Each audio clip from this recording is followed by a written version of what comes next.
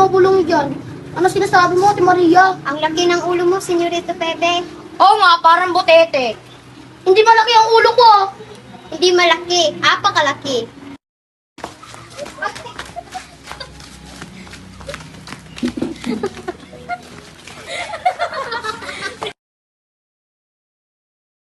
Ano ba kayo mga bata kayo?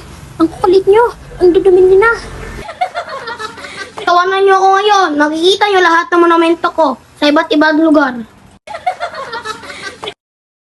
Susunod na eksena ay nasa bahay sila at nagsasama-sama nang biglang may mga sundalong dumating at ninakip ang kanyang ina. Ano pang nangyayari? Umalis ka dyan. Siguro, Alfonso! Ikaw ay aming dinanakip sa salang paglason ng asawa ng iyong kapatid. Ano ang palalason ang sinasabi ninyo? Basta sumama ka na lang sa amin. Hindi pwede! Bitawan niyo ako! Sasama ako ng maayos! Wag! Diyan ka lang. Dito ka lang, Pepe.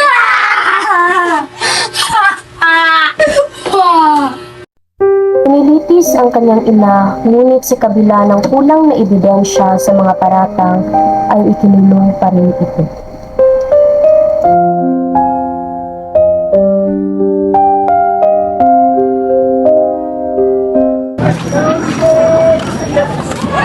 Mag-aaral ako ng mabuti kuya para maging abogado at magpapagabang ko.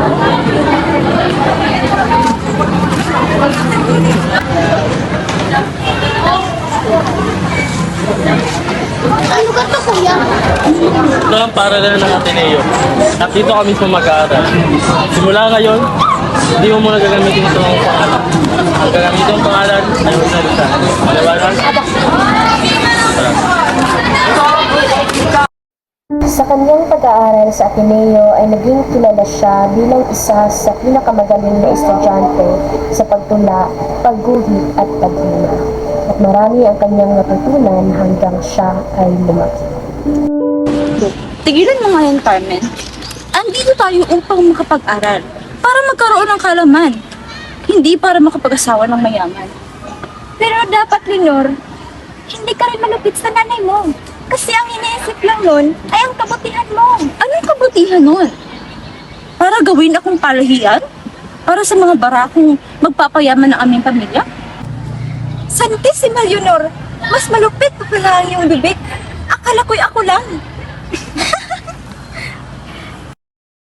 Hindi naglaoy pinakilala ni Carmen sa kanyang kaibigan, si Pepe. Leonor! May ipakilala ko sa'yo. Halika, Pepe. Bakit? May ipakilala ako sa'yo. Leonor! May ipakilala ako sa'yo. Ito si Pepe. Taga ka lang ba?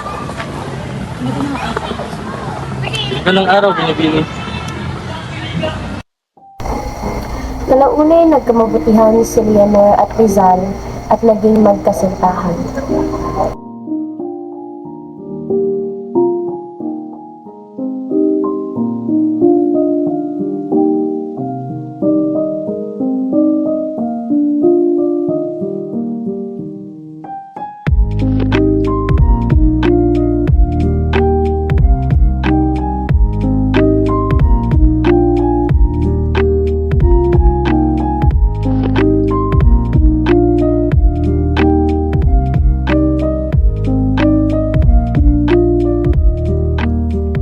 Hindi man ninanais na mawalay sa minamahal, ngunit kailangan lumayo para sa kinabukasan. Kaya siya ay nagtungo sa Europa upang mag-aral. Tainis, ito ang tatawag ko sa iyo. Dahil parang pulot ang alaala ng iyong ngiti at tawa. Humahalik sa iyong mga kamay. Jose Rizal. Natutuwa ako at nagkaroon ako ng pagkakataong marinig muli ang matatamis mong tinig at ang husay mo sa pagtugtog. Hindi na ako muli makakatingin sa isang piano nang hindi kita naaalala.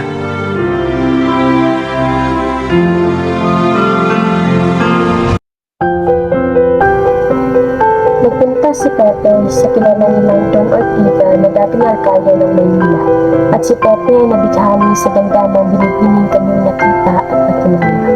Bigan, ano na pakuha ng ating makakain? Siya, Senyorita Consuelo. Naku, Pepe, mahaba pa ang pila kung nais mong ligawan si Consuelo. Ang ngiti ni Consuelo ay hindi maipinta dahil sa galak nang makita si Pepe. Napakagaling mo kanina. Kahit ako ay malayo sa Pilipinas, ay iyong napukaw ang aking damdamin. Maraming salamat ng hindi. Napakagaling mo kanina. Ngunit, bakit hindi tila ikaw ay nauutas? Nakakapuhaw nga. Ano ang nakakapukaw? Ang iyong kagandahan sa Senyorita Consuelo. Kinabukasan ay naglakad-lakad sila at matapos ay nihatid na ni Pepe si Consuelo sa kanilang tahanan.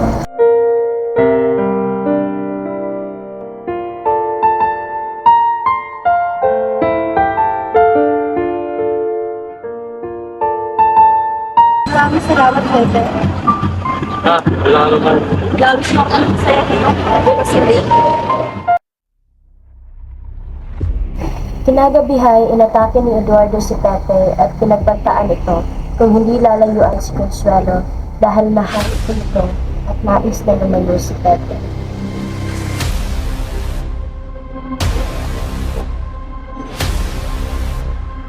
Ayun pa, Pepe!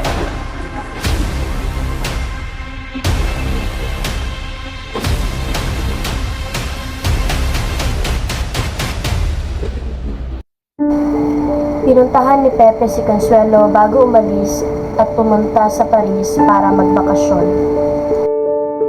Biglaan yata ang iyong pagdalaw. Nang nakaraan ito ay wala akong balita sa iyo. Patawad, Consuelo. Huwag kang humingi ng tawad. Pasyalin lang ako. Patawad, Consuelo. Ngunit kailangan kita ngayon. Dahil kay Eduardo, mas labis kanyang mahal. Pagmamahal na di ko kang kapatid. Sana ay tama ang iyong desisyon.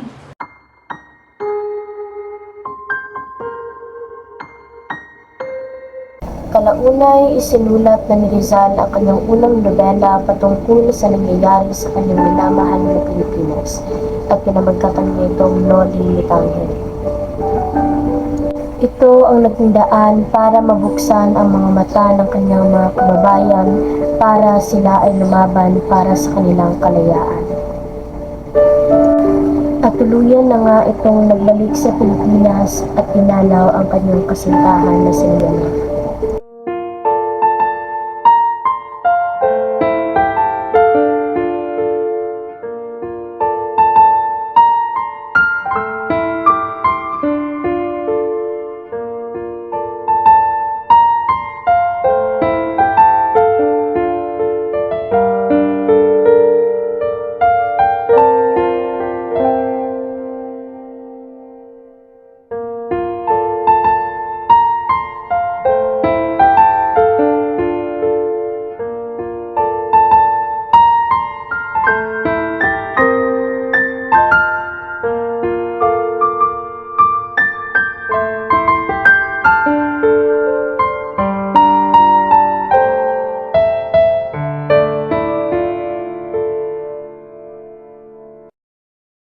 Nagkayayaan si Pepe at kanyang mga kaibigan na magsanay nang biglang may babae ng habang sa kanya.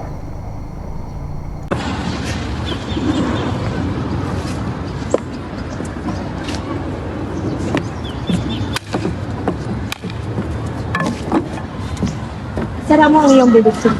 Baka pasukan niya ng langaw. At nakilala niya na nga si Nelly sapagkat ay Pilipino.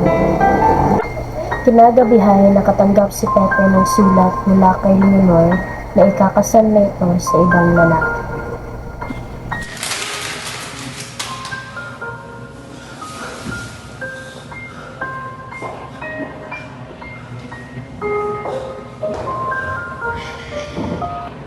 At hindi nagtagal, mas nakilala ni Pepe si Nelly at ang mabuti nitong kalooban at ang pagmamalasakit sa kanya. Nang dahil dito, nahulog ang kanyang loob. Hindi nagtagal, niligawan niya ang dalaga at naging kasintahan sila.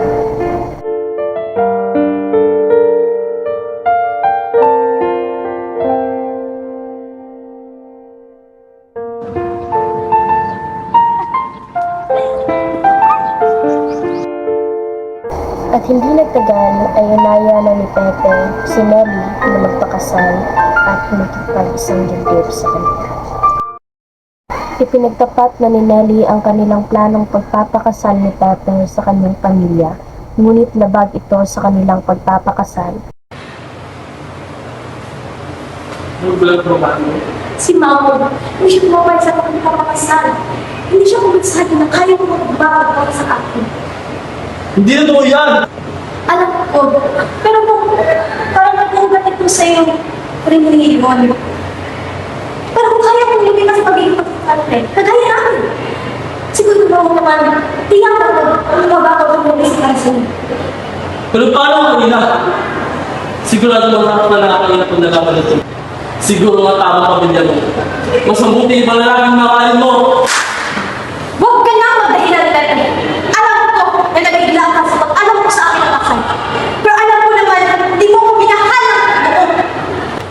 Sana sa pag-alis mo. Magawa mo ang patawarin. Kahit anong gawin ko sa'yo, hindi ko talaga makikilimutan na pumisaya mo. Umalis pa nga ng tulungan si Rizal at naiwan si Nelly na nalulungkot sa paglising nito. Kalaunay na ilabas na rin ni Rizal ang El Filibusteris. Panitaan ni Pepe ang mga grupong nabuo ng may pagkaaklas sa gobyerno. Pinarakip si Pepe sa paratang na pagiging kasimuno sa nangyayaring pagkakaisa ng mga Indio para labanan ang kasalukuyang gobyernong namamahala sa Pilipinas.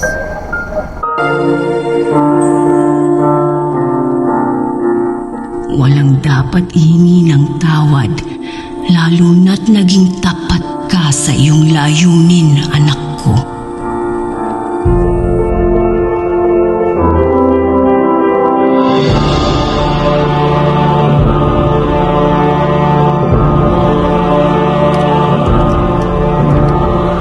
Hindi kasalanan ng ibuhos mo ang lahat sa isang matayog na pangarap na lumaya ang bayan. Mula sa araw na ito, hindi na tayo nasa ilalim ng Espanya. Mula ngayon tayo ay malaya. Ang iyong mga likha ay nagpasiklab ng liwanag sa bayan nating nakubli sa kadiliman ng mga kaaway at masasamang loob. Patuloy itong magliliyab sa puso ng lahat ng mga naantig ng iyong pagpupursige. Sige, pagtawanan niyo ako ngayon. Balang araw makikita niyo ang monumento ko sa iba't ibang bahagi ng kapluang ito. Mapanatag ka, anak ko. Hindi mapupunta sa wala ang iyong mga pagtitiis at pagmamalasakit sa bayang ito. Abunde! Fuego!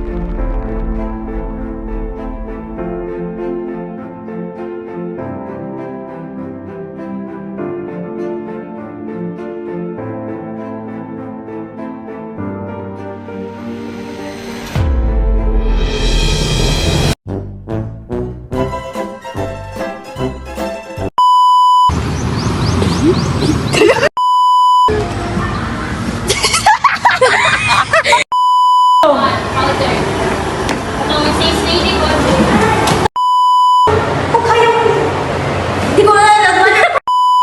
3, go! Nagmano ka, nagmano. Sige na, go! Padali, lads! Camera! Camera? Ay, buhusan ka na magtubig. May ngunay ka, agay. Agay. Patay na ako. Ouch! Nga na, ako masaryuhan. Go. Ikaw aming dinadakip sa salang paglason ng an-asawa. Stop.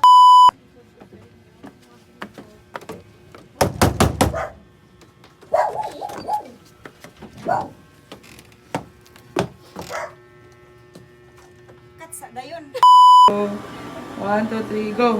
Ayop ba, Pepe? Sinabi yan Go! Esophagus, esophagus. Habang tayo kumakain sa pagkainan, di ko na alam ang sasabihin. Sapagkat isa lamang ang aking... sabi. Di umano. May natagpuan tayong white lady? Siguro nga tama pamilya mo. Mas mabuti kung ibang lalaking mamahalin mo! Go. Siguro nga... Sige. 1, 2, 3. Oh, dili. Alam ko na hala naman na pero siguro nga napugal ito sa iyong sa pagiging katoliko. Pero kung kaya mo, di ko alam at wala.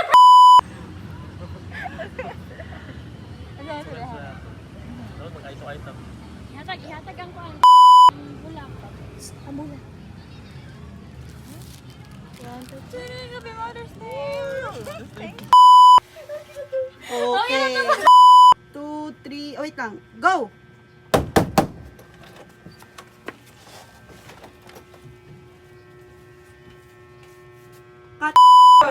Ayop ba, Pepe?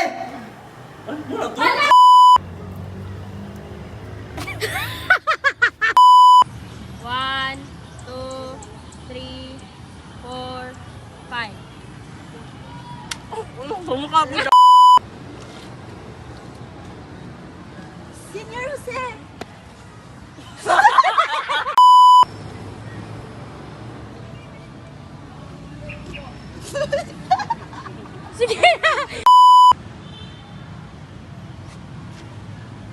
Doon na siya. Napakagaling mo kanina. Ngunit, bakit tila ikaw ay nauutan? Ha? Wala yun.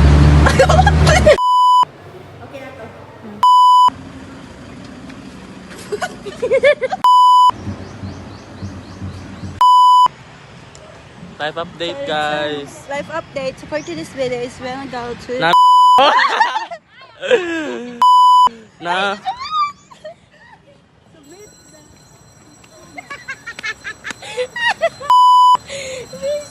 Si Bettina, guys. Bettina.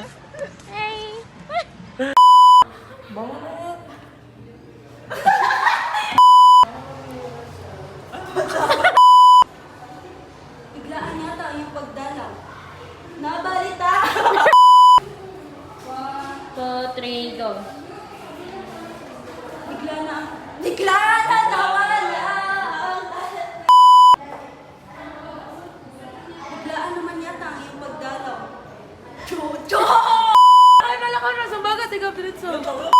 So, kalain. Lagi! Masugat na yun siya. Sumbago naman siya. Sige, try. 1, 2, 3, go!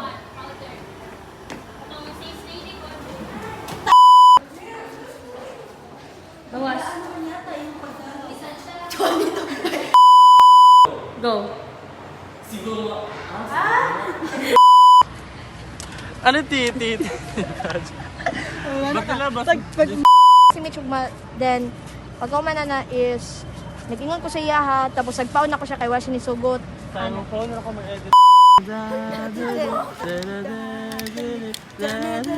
Chik chik chik chik chik chik chik.